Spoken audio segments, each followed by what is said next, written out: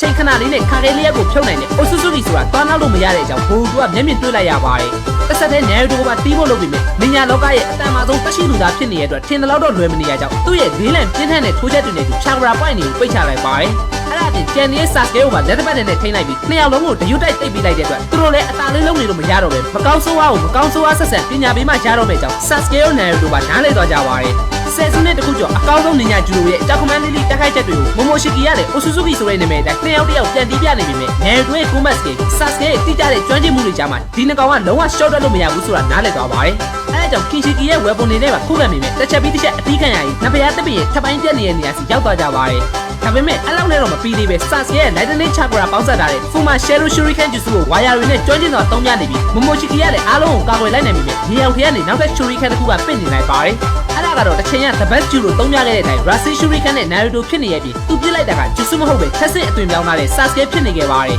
တတိမလို့တဲ့မိုမိုရှိကီကတန်ညိုရီနဲ့တုတ်လိုက်ပြီးမဲ့ Sasuke ရဲ့ချက်ချင်း Rinnegan နဲ့နေရာချိန်မိလိုက်ပြီး Naruto ရဲ့လက်သီးကိုအားရပါရစားလိုက်ရတဲ့ပြင်ချီပါကူထန်းဆဲဂျိုးတိန်တစ်ခုဖန်တီးခြင်းလို့အမည်ရတဲ့ Jutsu နဲ့ပါချက်ချင်းအစည်းခံလိုက်ရပါတယ်Searching for a man